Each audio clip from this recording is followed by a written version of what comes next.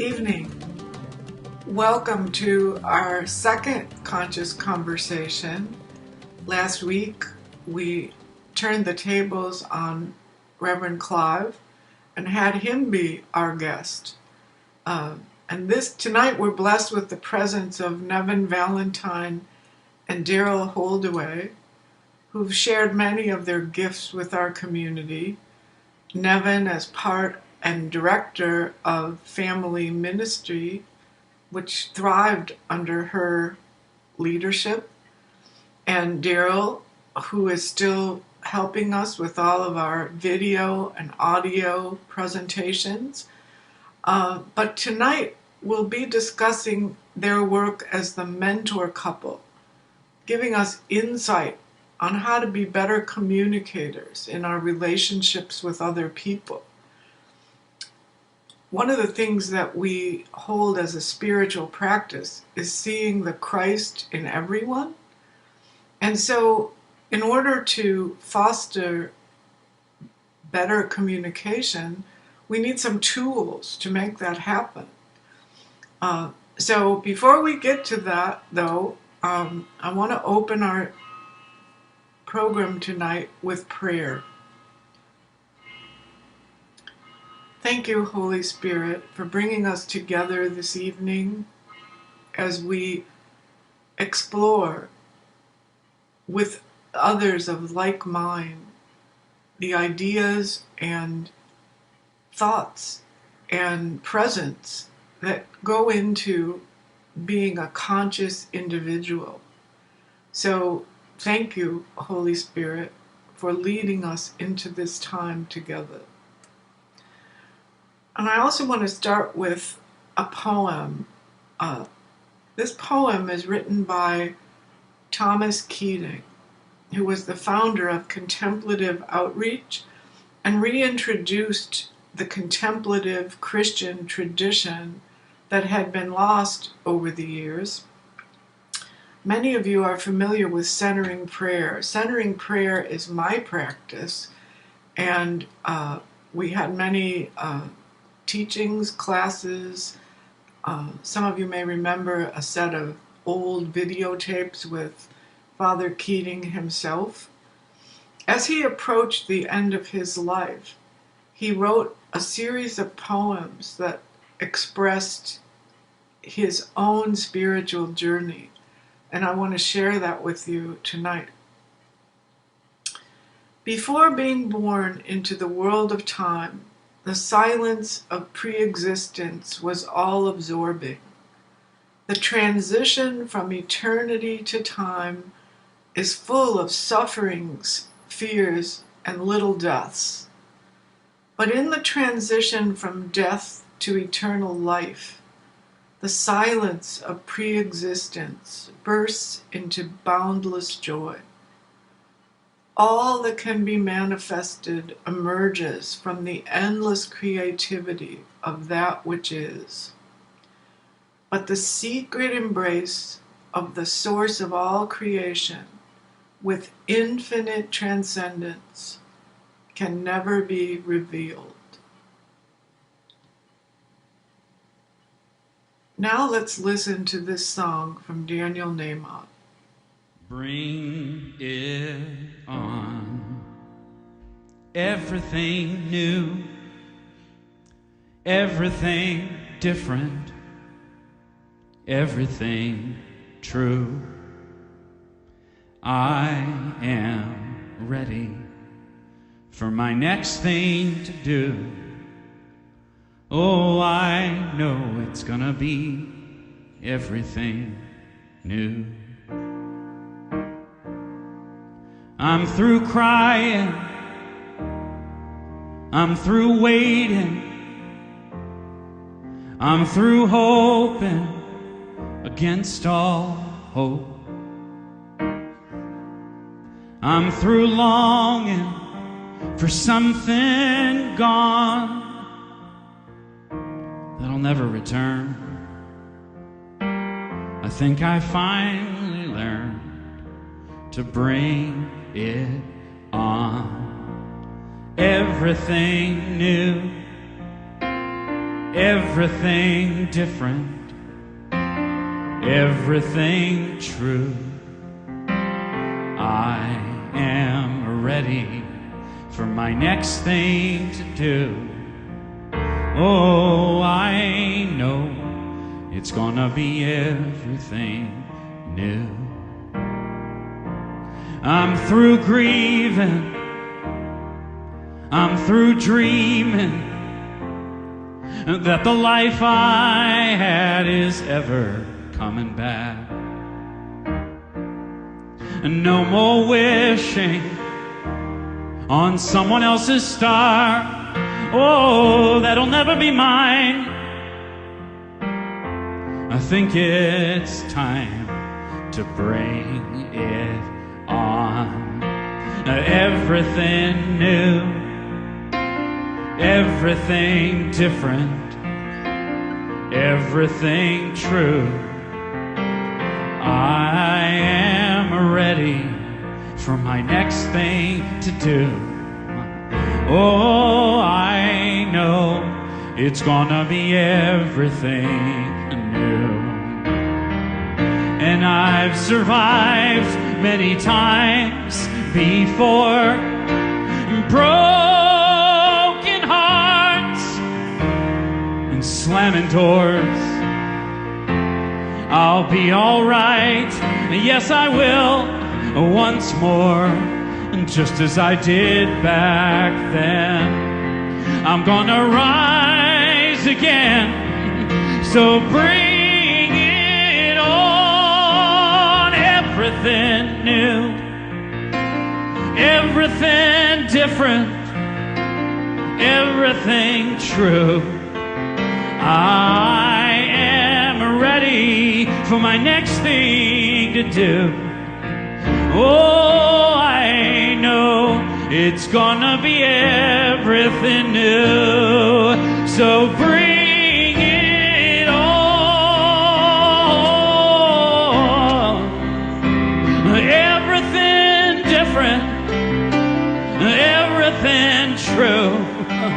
I am ready for my next thing to do. It's gonna be everything new. I know it's gonna be everything new.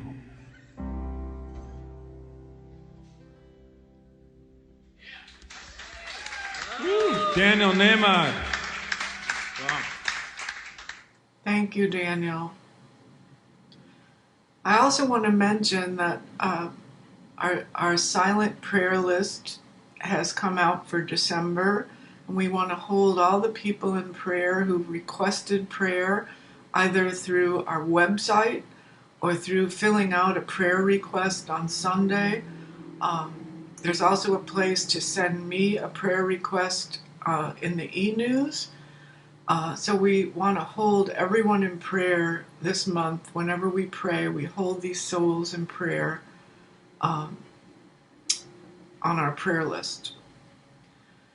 And so now I want to read the daily word for today, and then we'll have our time of meditation. Today's daily word is courage. I am strong and courageous. I am inspired by stories of courageous people who have changed the world. While I may not change the world with my talents or actions, I can certainly influence my world and those around me with my courage and strength. I am reminded of the courage of a child when taking the first step, or the resiliency of a person who greets each morning with a positive attitude, despite disappointment or loss. I think of the courage necessary to speak up in the face of injustice, to follow one's passion regardless of criticism from others, and of the courage to let go of people or situations that are no longer beneficial or supportive. I am inspired by the courage I see in others. I know I have the courage to achieve my goal I set my mind and heart to. So let's contemplate as we go into a time of meditation the idea of courage, and we can hold this scripture in our hearts. Keep alert. Stand firm in your faith. Be courageous. Be strong.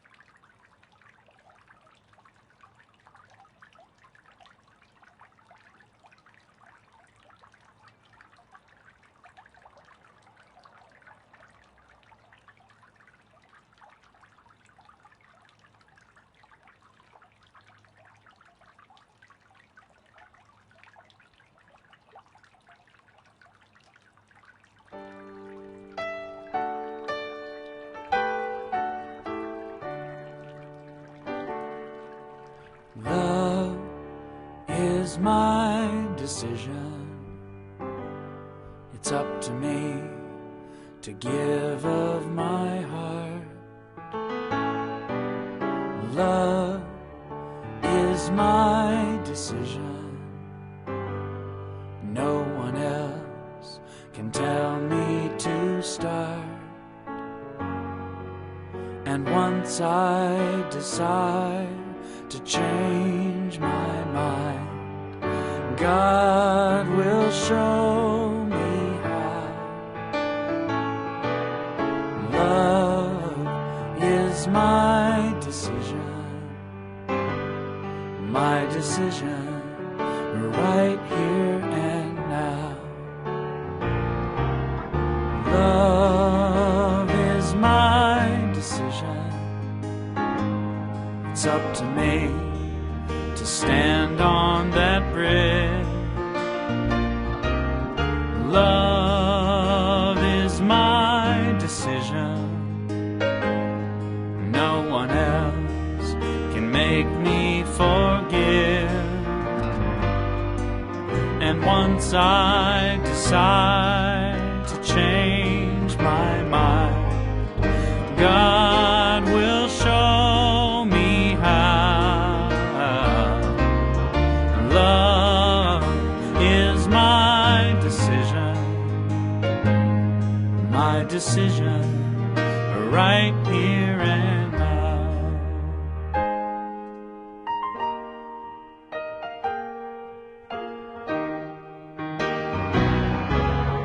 Love is my decision. It's up to me to dance down the road. Love is my decision. No one else can lighten my load. And once I decide to change my mind, God will show me how.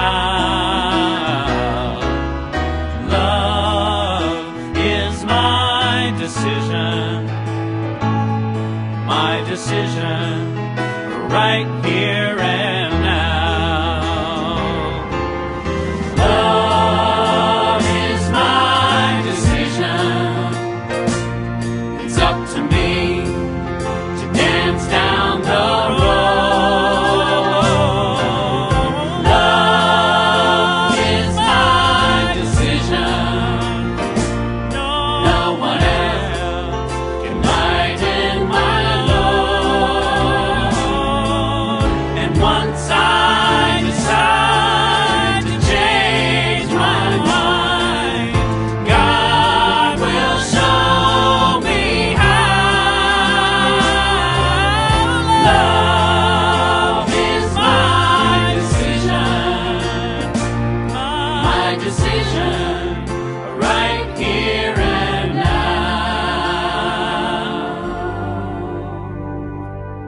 my decision right here and now. Thank you, Daniel. And now it's time for our conscious conversation with Nevin and Darrell. I think you'll welcome them as I am, and really recognize the gifts of many people in our community. And I hope to feature some of those people, those gifted people, and those especially who bring their gifts to the world. My guests this evening are Nevin Valentine and Darrell Holdaway. And you know them from Nevin from the family ministry. She and the family ministry kind of go together. People say Nevin of the family ministry. And Darrell, of course, is our master videographer, our poster, our website, all sorts of communication tools. But this evening, I want to talk to them about another role that they have. They had a mentor couple as one of their many, many skills. But specifically, I want to talk about the skills that we all need, whether it's in a couples or in a business relationship or in a one-on-one with anyone. And really, when we talk about seeing the Christ within each person, it's seeing it, but it's also being able to communicate in such a way that we respect that Christ within, and we need tools sometimes in order to be able to do that. It isn't something we're all born with necessarily. So this is where we can learn, and Nevin and Darrell have a lot of skills in this area that they can help us learn a little more about communicating to sort of acknowledge that Christ within. So I first wanted to talk about how you both got interested in this. I know you don't you're not psychology doctors. So tell us, how did you become interested in this? Well, I can start with that. Thank you, Mary Jean, for inviting us to be your second official Conscious Conversation guest. It's an honor and a privilege to be with you all tonight. It all began when Darrell and I got together about 20 years ago. And I've been an early childhood educator and a college instructor, and a lot of my work was with parent education. I was a parenting consultant. And in all of my work, when I came together with Darrell and we really began to do work on our relationship, it hit me that I can continue to teach parents how to parent, but if the parents don't have a conscious relationship, very often the family will fall apart, or there'll be a continuous power struggle between the parents.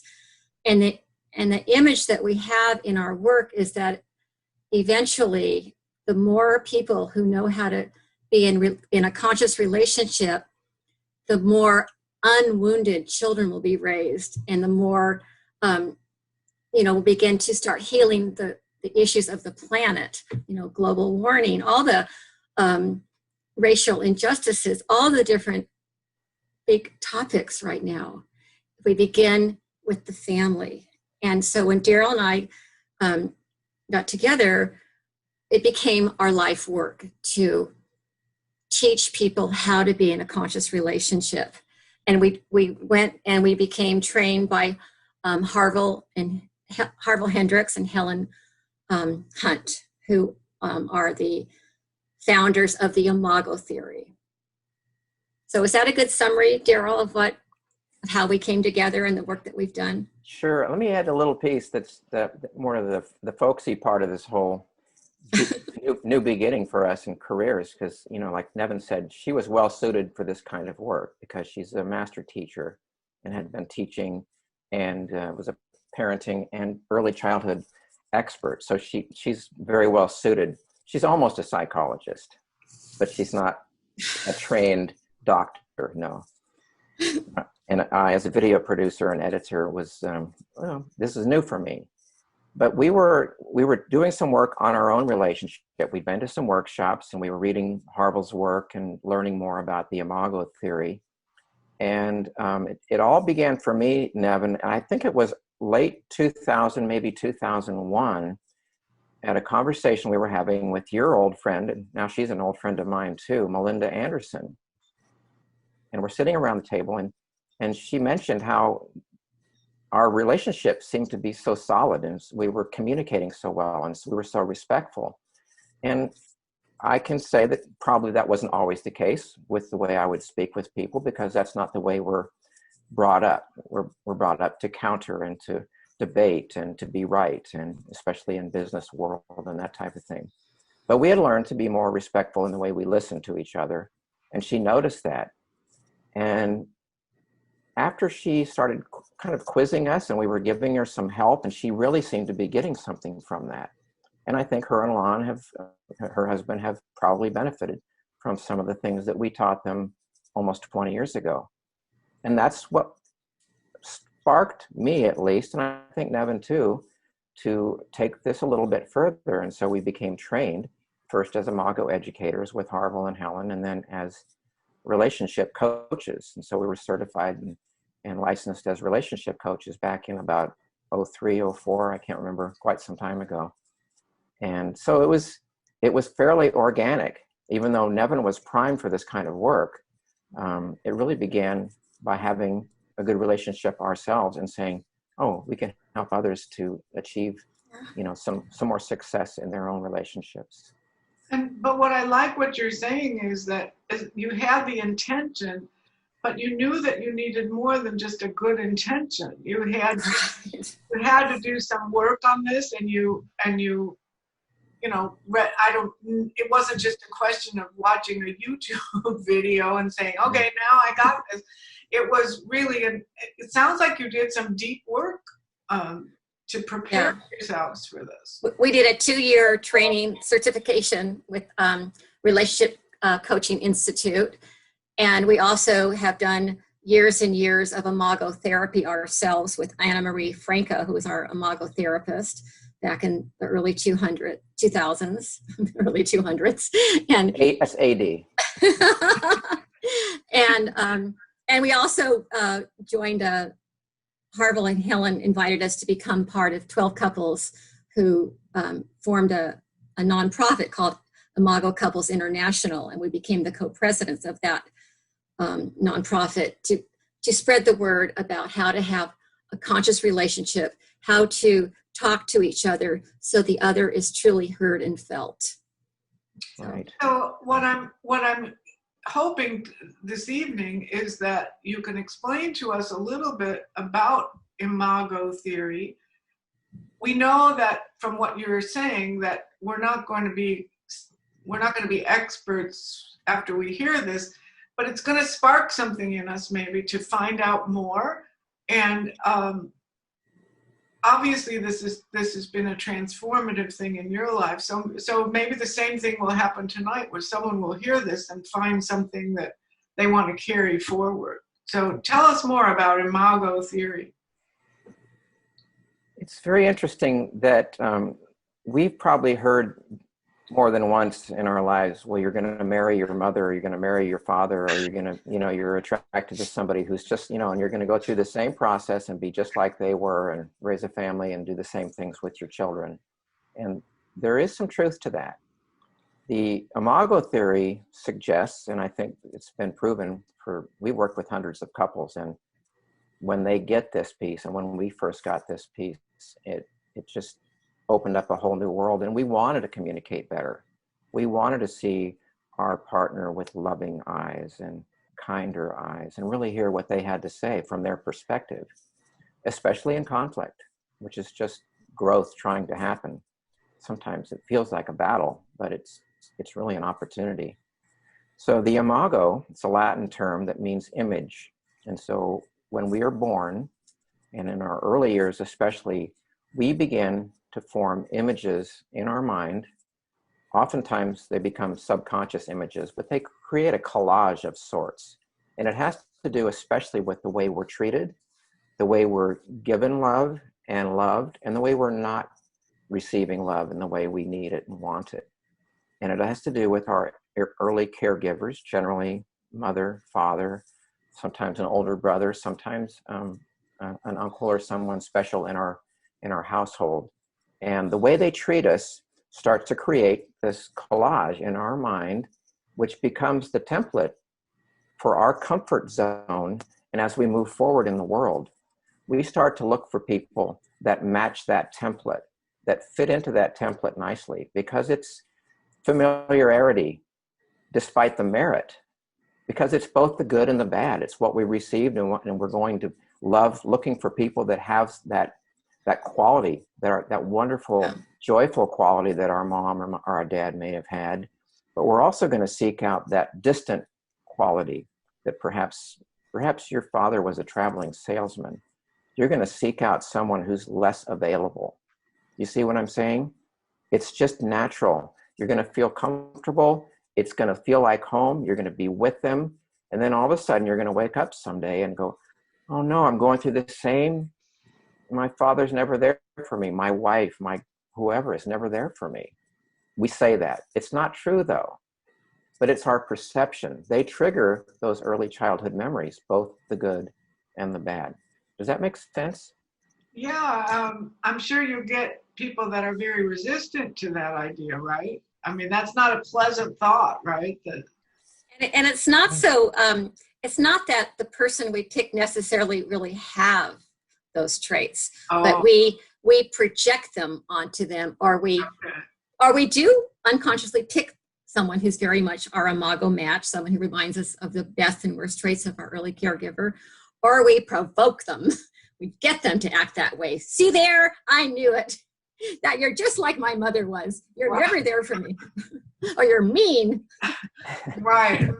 And so there's that, I think also kind of a desire that we set it up that way, and then we want to change them. We want them to be different. Yes, we do. We want them to change. And really what has to happen is what we want even more than for them to change is we want to be heard. And then the change, if there's going to be any, will come naturally. You're not going to be able to change your intimate partner or your boss or your child or to fit the mold that you feel most comfortable in. But if you share what's on your mind and how you really react to or feel when they are acting in a certain way or using certain language, then they'll see you differently and they'll make the effort to be more kind or be more respectful or more understanding when you do have a reaction. Let's just say that, my parents were big readers. They were sitting over in the corner reading in the evenings, and I wasn't able to get their attention unless you notice I'm a little bit of a ham sometimes, right?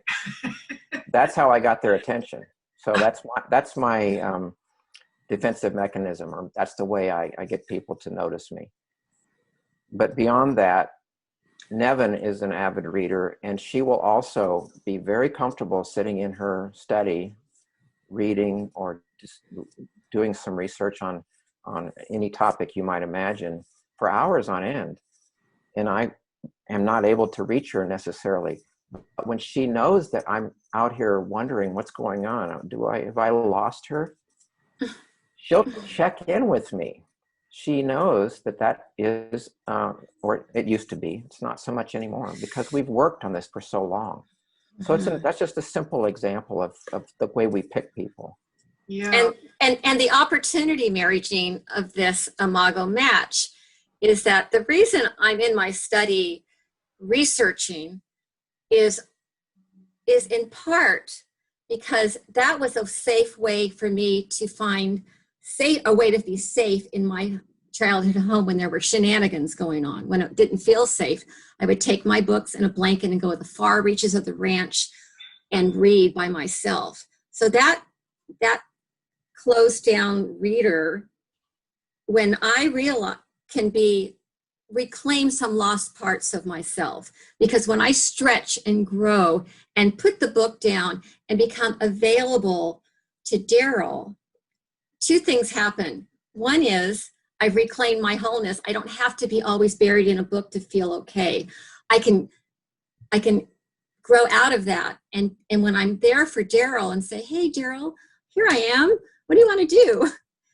That helps heal that little boy in Darrell who was so often ignored by the unavailable parents. And that's the beauty of the imago match, is that when we are in a conscious relationship, we understand each other's imago, where their core wounding was, and how it translates into our relationship. Healing can happen, and the structure that we use, that can be used in our relationship as well as all relationships, is the imago intentional dialogue created by Harville and Helen.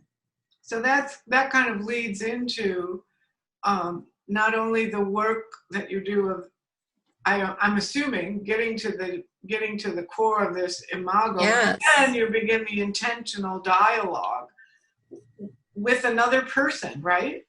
Mm-hmm. And what does that look like? Well, it begins by setting the tone, setting the intention for why you want to have the conversation. You know, you don't just barge in on somebody, or if you're in the middle of something that's a little bit heated, to just jump in there and start having this conversation using your own style and structure, which might include some of the precepts of the imago dialogue or the intentional dialogue. But if you're both on the same page and you're willing to do this work and use this tool, it's typically going to be used for shorter periods of time, especially in the early going, until you get the hang of it. But what happens then, and I'll go back to how it works in a second, but what happens is that then you start to begin to have a sort of an inner knowing when you're in any kind of a conversation with anybody at any time, that includes being a good listener, making sure that their side is heard, that you validate them, that you don't make them wrong for what they're saying. How often do we hear somebody talking about, I could tell you, I just broke my arm yesterday, and you're going to say, oh yeah, well, my uncle broke his arm too, and he did this, that, and all of a sudden the emphasis is not on me and my poor broken arm anymore, right? Right. So if you started to tell me about something that happened to you, you went to a concert and you saw somebody that I had seen, I'm going to want to jump in there and say, yeah, I saw them too, but no, I'm going to wait. I'm going to say, tell me more about that. That's very interesting. What was it like to see him or her for the first time? And really get your perspective and really hear from you, as opposed to imposing my will or my side of the story. So that's kind of where it begins. Nevin, you want to kind of take her back to the beginning of the dialogue? Well, I will, but I also want to just say that listening can be a sacred, holy act. You know, the longing that all of us have from the time that we were in our mother's arms until the present moment is to be heard, validated, understood, gotten, or felt like you get me. And when we really cross the bridge over to the other's world, leaving all of our assumptions or judgments or reactivity or the defensiveness about what we're hearing, if we just, I always say, put that up on a little imaginary shelf and cross the bridge over to the other. Many of our couples have bridges, photos of bridges or paintings of bridges in their homes to remind them, and Darrell and I have some too, to cross that bridge to the other. Because that's the longing of our soul to soul communication, to really be heard and gotten. And if you can, and then keep the space between us sacred. So we always ask our couples to, well, during the time they're working with us, and then hopefully for the rest of their lives, to keep that space between you. That's the I-thou space that Martin Buber has taught us about. That space between us is very sacred, and that's where the energy of the relationship lives. And so we must keep it safe. And that's between you and me, Mary Jean, between you and Darrell. It's all of us. When we have a community meeting, I often talk about the space between us is all very sacred, and we must not use any form of criticism, blame, or shame, or even complaining in the space between us, because once we do that, that space becomes toxic and even dangerous. So to be committed to keeping that space filled with loving, kind words and words of affirmation and caring behaviors, and even flooding the others with open love and cherishment. One of the reasons, just a side note, one of the reasons our Zoom Sunday school classes have been so successful and we have almost perfect attendance is that the children, the teachers, and the parents are flooded with cherishment. We often share with each other, I adore you, I appreciate you. What you say is so profound. You are such a child of God and beautiful light, that we all long for those words of cherishment. And so the same is with the couple or the business partners. It's all the same, soul to soul. And when we are reactive, we are in the dark. And it just takes one, as Darrell always says this, and I think Darrell heard it from Harville, it only takes one to stop the reactivity spiral and to bring the light back into the conversation. So you want me to talk about the 3 steps of the dialogue? Is that what you want now? Well, I think first I want to regroup a little, because I hear some important things here that I heard, what Darrell said of, it's such a human tendency when somebody says something to jump in and go, well, I did that, or my uncle did that, or yeah, that happened to me, or I read about that, or something. So one of the things is, just to stop yourself and let the person talk. And then the second thing, Nevin, that you said about sacred listening, I think sometimes people are so afraid that if they listen, they won't have a chance to get their own thoughts, their own needs, or whatever expressed. So the idea of allowing that listening to take place, being willing to be the one to listen, it's not complicated, but it does take consciousness. It takes an awareness that I'm going to be that person that you described. So I think that, that's a big takeaway that we can take away from this tonight. So, and because no one has been trained in how to have relationship conversations that are safe, I love the title of this series, Conscious Conversations. How to have a conscious conversation. Have one. That's right. It isn't. And I think Darrell said this. It isn't something that's innate. You learn how to communicate from those around you, and some people, either withdraw, some people attack, some people. So, it's just being conscious about this. This is a way I can walk in the world and recognize the Christ in others. And I guess before we get to the intentional dialogue,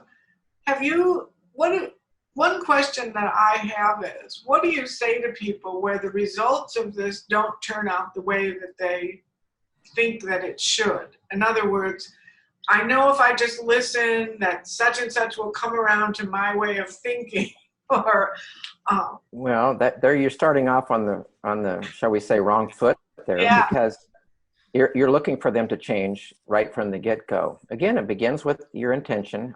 My intention in this conversation, Mary Jean, is to listen carefully to your questions, give you the best answers I can, and give Nevin an opportunity to speak as well, so we have a comfortable conversation and as much information transpires as possible. That's just, you can set that type of an intention on any dialogue, any conversation. You're walking into the office, you're going to meet with 3 people. My intention in this conversation is, I want to make this point, but I also want to hear from the others. So I'll wait my turn if necessary, and I know that I'll get my opportunity. And so, and what we think about does come about. And the other point that you brought up, something that Nevin said that I actually often say, well, it only takes one, be the one. Now, if I'm the one that starts to be a very good listener, and you get a chance to tell me everything that's on your mind, after a while, you're going to feel very satisfied. You're going to feel that I've heard you. And it's almost natural that you're going to say, well, what do you think? I haven't heard from you yet. So it does gradually, to answer the question, what if it doesn't turn out the way you expect it? Takes patience, takes time. It takes a daily practice. It's not something that changes overnight.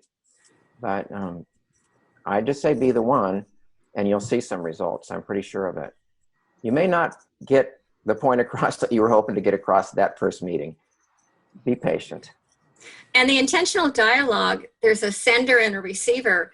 The sender's sole purpose in sending what they want to the other is to be known, is to be understood. It's not to change the other or do any problem solving. This is the deep work, soul to soul. It's not about, now will you be the one who does the dishes every night? It's not the mundane solution to daily living situations.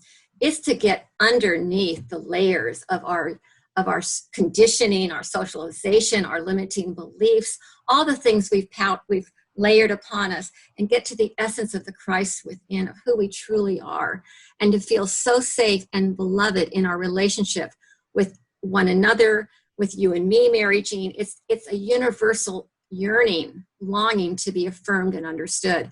And the sole purpose of the receiver is simply to be curious and to know their beloved better, to understand what they want to say. And when I was on the board of Unity in Marin, we had, whenever things got heated or we could not come to consensus, we would stop and have a dialogue, an intentional dialogue, using the 3 steps that we're about to go over.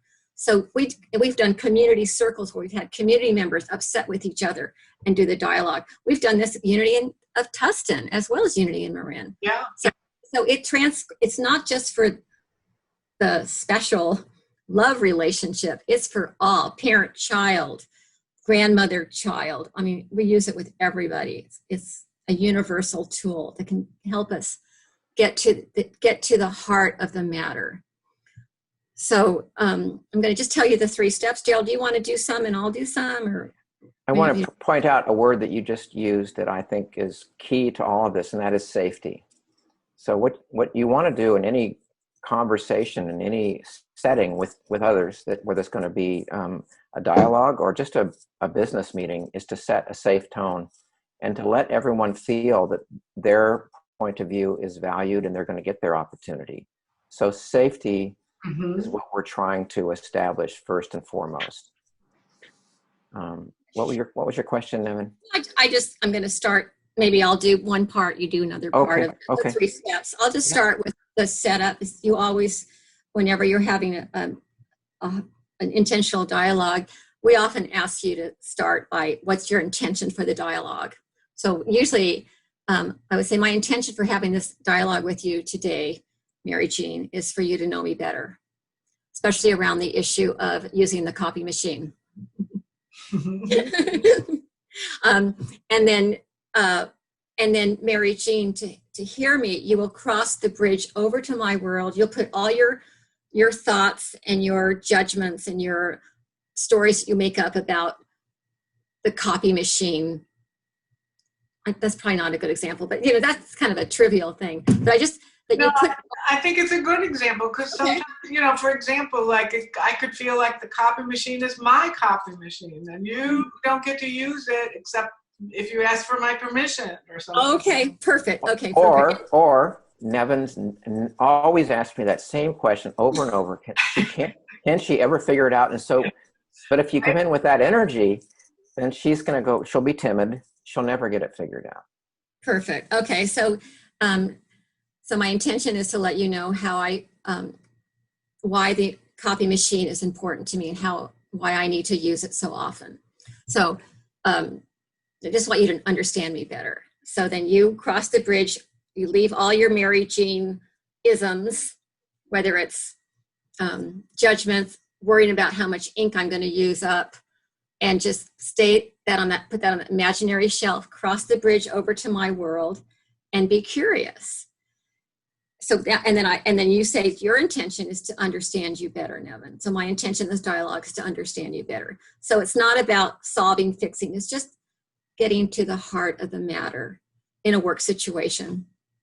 So I'm not going to continue on this theme of the coffee machine, but so that setting the intention, and then the first, so then the sender who has asked for the dialogue begins to talk about what's on their heart. And you have to talk about using iMessages. There's that nonviolent communication where we talk about not, you're making me feel guilty about, I guess I am going to use the copy machine. You're making me feel guilty about how many family ministry newsletters I'm always printing with that copy machine. No, it's all about, I have a need to make a lot of copies for the family ministry. The family ministry newsletter is one of the core elements of communication with the community and with the families. And I do need to print one for every single family. That's why I have to make 5,600 copies every week of this. So you say it in a way that can be heard. And again, the space between us is in our minds, very much so, to keep it safe, no toxicity of shaming, blaming, criticizing, or even complaining or making the other wrong. So sending in a way that can be heard. So in two partners, when I come to you, I have something to talk about. You really have made me mad all week long by what you've been doing. That makes the space very unsafe. It can't go anywhere except for defensiveness and reactivity. So should you wait until you're calmed down to do this? Oh yes. Okay. Oh yes. You have to make sure your heart rate's below 90 beats per minute. That we often ask people to go into a brief meditation. If they're working with us, we have them close their eyes and get really grounded and centered, so they're higher. The highest part of who they are can show up in the dialogue. So it's a spiritual practice, and we say couplehood or partnership is can be a part of your spiritual path, how you show up in that. Okay. So that then the receiver mirrors what they heard. So what I heard you say is that the copy machine is really important to you, that's how you communicate with your families, and that you do need to make many copies every month with that. And that was a beautiful mirroring that I just did. I didn't say, oh, so you're saying that you really need a lot of copies, so many copies. That's how you communicate with those families. See how you can so easily corrupt the process by tone of voice. You want to match the sender's tone of voice, even their inflection, so they're feeling heard. And the other thing that's so great about being mirrored is that you get to hear what you just said. So if you realize that what you said, maybe you misspoke or wasn't quite what you meant, you can send it. Well, what I really meant to say is, so you get mirrored, and this structure really slows everything down. And at first it can feel kind of tedious and like phony, or like, ugh, this is too slow. But the more you do it, and the more you get down to the layers, and the more opening and loving you feel for the other that you're hearing, you don't want to live without this tool. So that's the mirroring, and then after then you say, is there more? So we all want to be asked this. When we're talking from our heart, to have the other look at us with those kind eyes and say, is there more? Is there more? Of course, that's usually the last thing we want to ask if we're in conflict or we're having a troublesome time. And you've just been accused in your mind of doing something terrible. And then your partner wants to have a dialogue, and she says to you, I want to share how I'm feeling about this incident we just were part of, and says it in a kind way. And then for me to hear it, I'm still probably, a little bit upset that that's a different point of view. I don't really agree, which you don't have to agree, by the way. But then it is up to me to make sure that she has had her full opportunity, and to say, is there more? Is often the hardest question. Do you have some more you want to say about that? I'd love to hear everything you've got on this topic. Darrell, when you're talking, I just wonder from a guy's perspective, that usually when a woman says to them, I need to talk to you about how I feel, men are like, oh no, I don't. Oh no, I'm in trouble. Yeah, and then to say, is there more? Oh my goodness, that would sound like, really? I have to say that? Yes, but what it happens? May be a little, yeah, go ahead now. What happens is that you commit to a time, so it's time. There's a time span, so it's not going to go on forever. It's going to be maybe 20 minutes, maybe 30 minutes at the most. Okay. And when you devote yourself to an intentional dialogue, the resentment of the other isn't leaked out all day long in passive aggressive or even aggressive ways of being. And so it's a golden opportunity to go deeper and have a peaceful, loving relationship. It's the pathway towards that. Okay. But like anything, Mary Jean, it's really not, you're right, it's not easy to get started. It's not easy. The first few dialogues are challenging.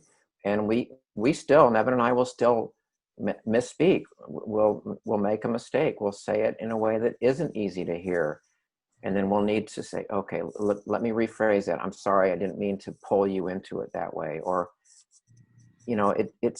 it is probably harder for guys in a sense to get started just because of our training, but it's a difficult process for anyone until you get more familiar with. And then also when you have some results, when you start having positive results, it's hard to get on the mat every morning, isn't it? But when you start having less backaches, you say, I'm going to get back on the mat tomorrow because I feel better. I sleep better. That's maybe So the first part is the mirror, and then the validation piece is what we all long for, and that is you make sense. So Mary Jean, you would say to me, Nevin, it makes a lot of sense that you would that you need that copy machine for those newsletters, and I know how important the family ministry is to you, especially in communicating and building community with your families. You make sense. Now, in your mind, you may not agree that the newsletter is the most effective way to communicate with the families, especially since it takes up so much ink on the printing. But that's not important here. You're talking about my perspective. You're looking at my perspective. So through my point of view, I make sense. And then the last piece is, I'll just go ahead and do it, Darrell. The last piece is when you empathize with them. We all long for empathy. In fact, Brene Brown I heard this somewhere that she was talking about that. How do you, if you're feeling any kind of shame, that's where the rupture happens. And if you put shame or feelings of shame in a petri dish, and you add shame and more criticism to it, it'll just grow. But if you add empathy, you make sense. I imagine you're feeling sad or mad or worried, that the light of that makes it dissolve, helps our shame dissolve. We all carry around so much shame from our limiting beliefs, our little undeveloped brains that we had in elementary school, where we made up decisions about who we are based often by how the other children with undeveloped brains treated us. And we go through our life believing those beliefs. So doing the dialogue and helping to peel off the layers and have someone say, I imagine you're feeling scared or worried. And then you can say, yes, I am feeling scared, but I'm mostly feeling hurt.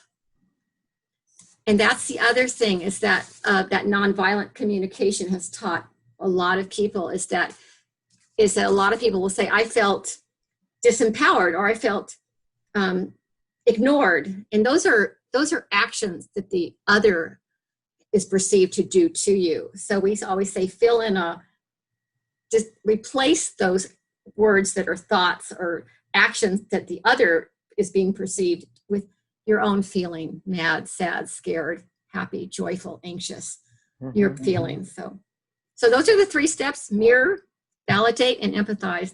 Very simple. And then at the end, thank you for listening. Now I'd like to hear from you. Yeah. Because it's a dialogue. Yeah. And then you take all that by the way, I'm mindful of the time, Mary Jean. We could talk about this all day, but I think you're limited here. Well, I think, the important thing is that you've given us some real tools. The whole idea that we're going to get this intentional dialogue just from this conversation isn't probably going to happen. But we can learn to listen. We can learn not to try to dominate with our views of things right away.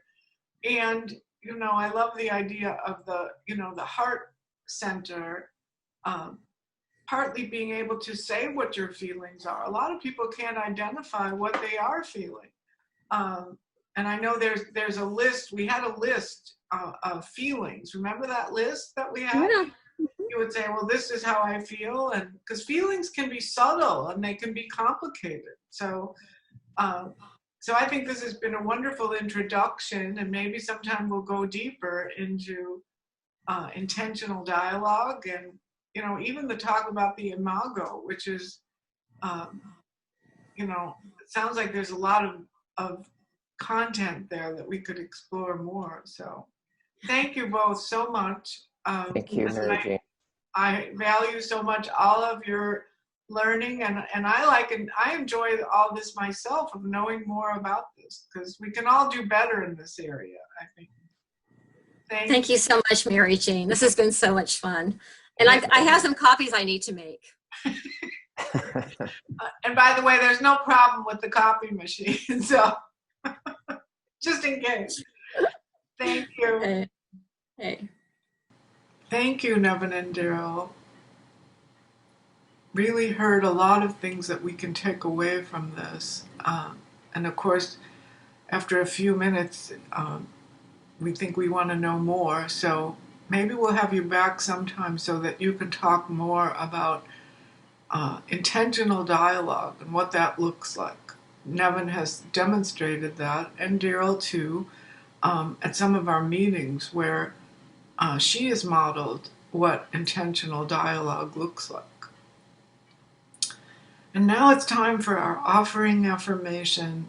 And there are a variety of ways to give back to your spiritual community, to be in the flow of giving and receiving, which is such an important aspect of the spiritual life, of putting your treasure where your heart is, demonstrating that your spiritual life is a place where you give back and then the flow comes back to you. So let's say our love offering affirmation together. Divine love, as me, blesses and multiplies all that I am, all that I have, all that I give, and all that I receive. Thank you, God. I am so blessed. And now we'll have one more song from Daniel Nema.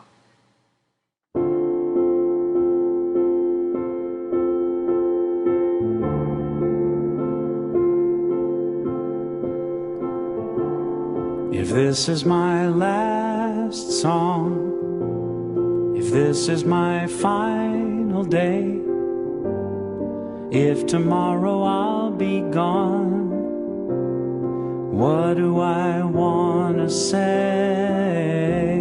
If this is my last song, if it's my time to go, when my body's moved on, what will I have to show?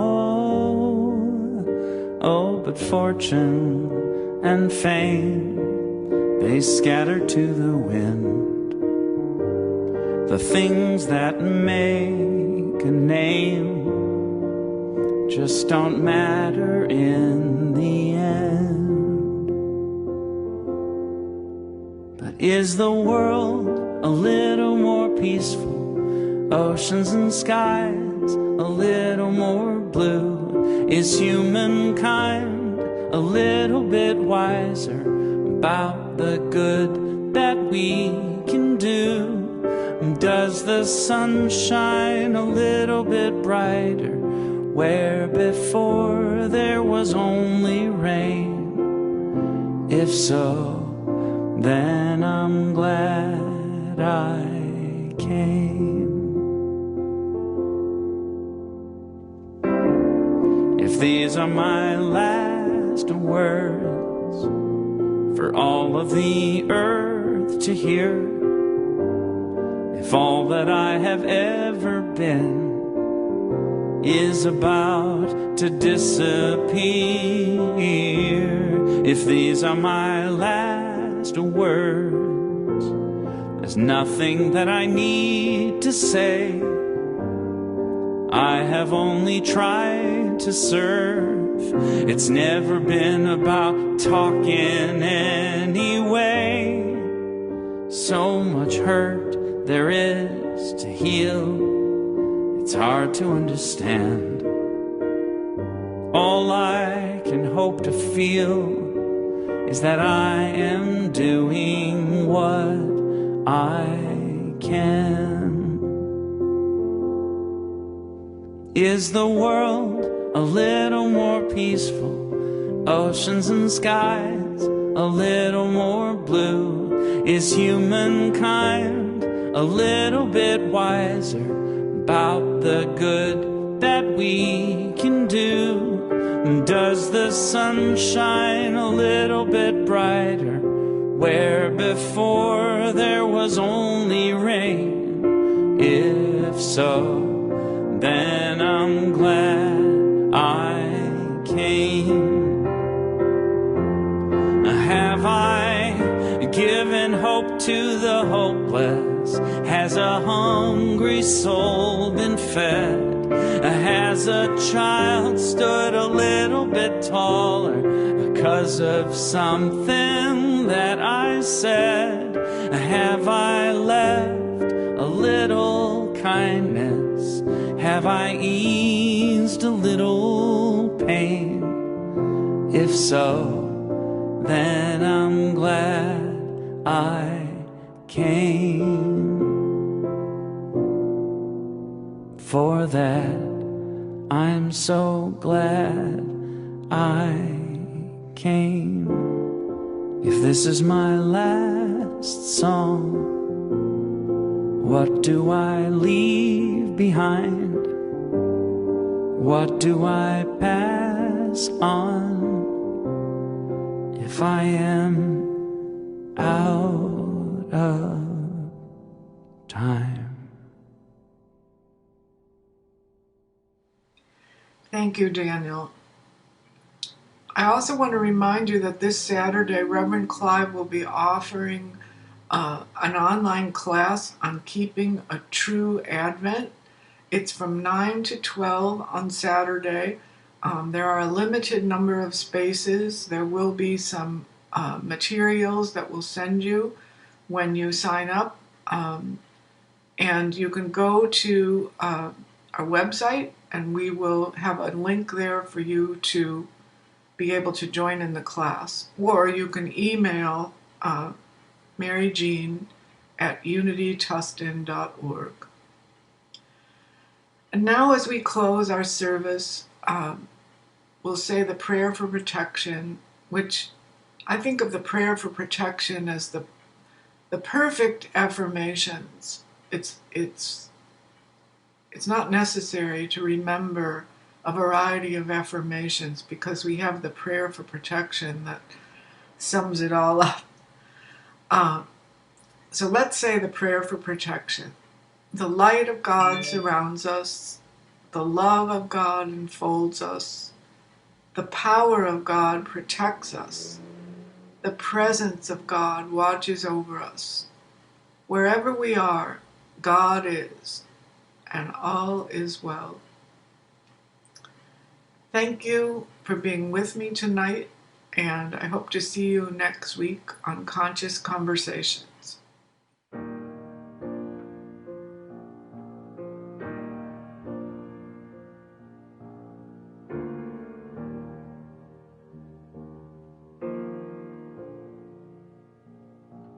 Get ready, my soul.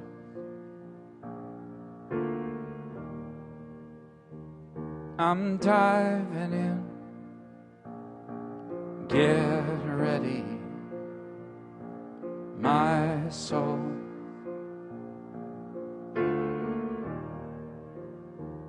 I'm diving in to the deepest kind of love, to the sweetest kind of life. Get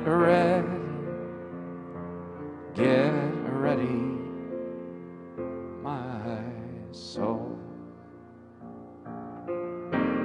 Everything I've ever done, everything I've ever seen, everything I've lost or won, everything I've ever dreamed has brought me here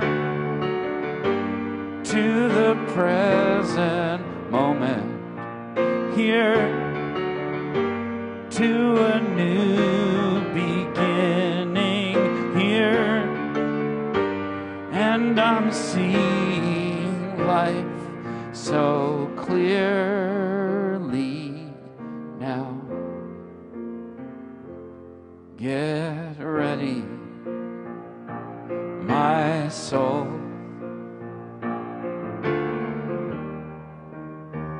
I'm diving in. Get ready, my soul. I'm diving in to the deepest kind of love, to the sweetest kind of life. Get ready,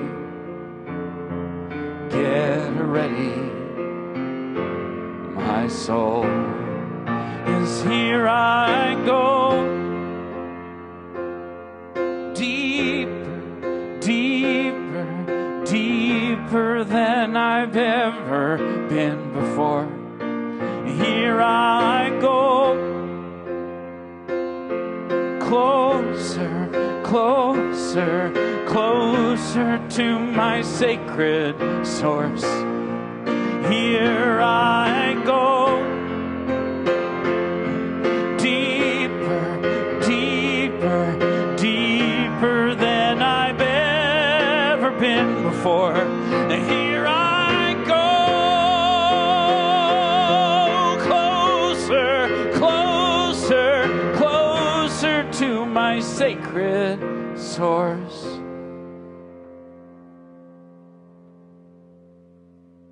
Get ready, my soul.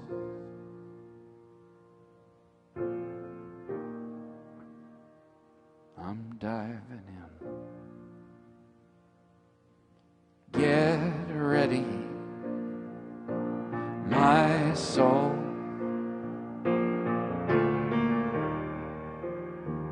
I'm diving in into the deepest kind of love, into the sweetest kind of life. Get ready, my soul.